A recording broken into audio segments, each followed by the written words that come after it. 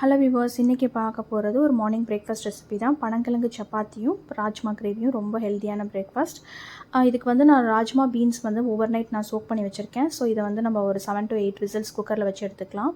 Next வந்து சப்பாத்தி மாவு ready பண்ணிக்கலாம். அதுக்கு வந்து 2.5 கப் அளவுக்கு நான் சப்பாத்தி மாவு, இதோட ஒரு சைஸ் சின்ன மெஷரிங் கப் எடுத்துகிட்டு அதில் வந்து 1 கப் அளவுக்கு நான் பனங்கிழங்கு மாவு எடுத்திருக்கேன், ஆட் பண்ணிக்கிறேன். இது வந்து நான் பனங்கிழங்கு அவிச்சிட்டு குட்டி குட்டி பீசஸாக கட் பண்ணி அதை வந்து நான் வெயிலில் காய வச்சு அதை மெஷினில் கொடுத்து அரைச்சி வச்சுருக்கேன். ஸோ தட் குழந்தைங்கள்லாம் நம்ம கிழங்கு கண்டிப்பாக சாப்பிட மாட்டாங்க. ஸோ அதனால் நான் இந்த மாதிரி ரெடி பண்ணி எல்லா சீசன்லேயுமே நம்ம யூஸ் பண்ணிக்கலாம். நம்மளுக்கு பொங்கல் சீசனில் தான் இது கிடைக்கும். பட் ஆனால் வந்து நம்ம எல்லா சீசன்லையும் யூஸ் பண்ணிக்கிறதுக்காக நான் மாவாக அரைச்சி வச்சுருக்கேன். இதுக்கு வந்து கொஞ்சமாக உப்பு போட்டுட்டு கொஞ்சம் கொஞ்சமாக வாட்டர் ஆட் பண்ணி நம்ம வந்து மாவு பிசைஞ்சு எடுத்துக்கலாம்.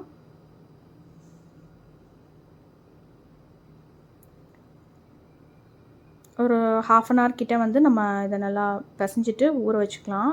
அப்படியே வச்சிடலாம். ஸோ தட் கொஞ்சம் நல்லா சாஃப்ட் ஆகிடும். நெக்ஸ்ட்டு வந்து ராஜ்மா கிரேவி பண்ணுறதுக்கு ஒரு பேன் வச்சுட்டு கொஞ்சமாக ஆயில் போட்டுட்டு ஹோல் ஸ்பைசஸ் எல்லாமே போட்டுக்கோங்க.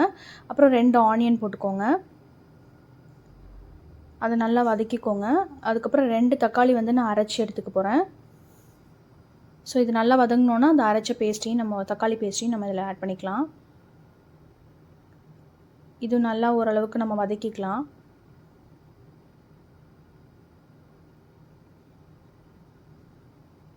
ஆ 2 டேபிள் ஸ்பூன் இஞ்சி பூண்டு பேஸ்ட் போட்டுக்கலாம்.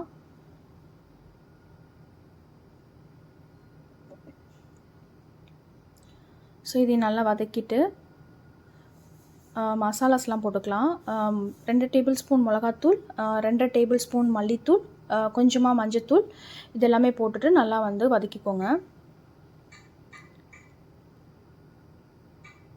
இது நல்லா வதங்கினோன்னா நம்ம வந்து வேக வச்சு வச்சுருக்க ராஜ்மா பீன்ஸ் அந்த வாட்டரோடே ஆட் பண்ணிக்கோங்க. இப்போ இதை நல்லா மிக்ஸ் பண்ணிவிட்டு நல்லா வந்து கொஞ்சம் ஒரு 10 மினிட்ஸ் கிட்ட நல்லா கொதிக்கட்டும். இப்போ கொஞ்சமாக வந்து கரம் மசாலா போட்டுக்கலாம். இது நல்லா வந்து பச்சை வாடை போனதுக்கப்புறம் கரம் மசாலா கடைசியாக ஆட் பண்ணி இது ஒரு 5 மினிட்ஸ் நல்லா கொதிக்கட்டும். இதில் வந்து நம்ம என்ன பண்ணலான்னா, இன்னும் கொஞ்சம் திக்னஸ்க்காக நான் கொஞ்சமாக வந்து இதை மத்து வச்சு கொஞ்சம் லைட்டாக வந்து மேஷ் பண்ணிக்கிறேன். ஸோ தட் கிட்ஸு சம்டைம்ஸ் வந்து இந்த ராஜ்மா பீன்ஸு சாப்பிட்லேனா கூட இதில் நல்லா கரைஞ்சிரும். ஸோ இதை வந்து கொஞ்சமாக மேஷ் பண்ணிட்டோம்னா கொஞ்சம் திக்காக இருக்கும் கிரேவி. ஸோ அதுக்காக நான் மேஷ் பண்ணிக்கிறேன். ராஜ்மாவோட பெனிஃபிட்ஸ் வந்து நிறைய இருக்குது இதில். ஸோ அதனால் நம்ம வந்து இதை லீவ் டேஸில் வந்து இந்த மாதிரி ஹெல்த்தியான பிரேக்ஃபாஸ்ட் கொடுத்தா குழந்தைங்களுக்கு வந்து நம்ம ரொம்பவே நல்லது. குழந்தைங்க மட்டும் இல்லை, பெரியவங்களுக்கும் இது ரொம்ப ஹெல்த்தி. ஸோ இப்போ இது ஒரு 5 மினிட்ஸ் நல்லா கொதிச்சோன்னா நம்ம கொத்தமல்லி போட்டு இறக்கிடலாம். நம்மளோட கிரேவி நல்லாவே ரெடி ஆகிடுச்சு பாருங்கள். இந்த மாதிரி தான் இருக்கும், இதுதான் கன்சிஸ்டன்சி. ஸோ இது சப்பாத்தி கூட சுட சுட சர்வ் பண்ணால் ரொம்பவே டேஸ்டியாக இருக்கும்.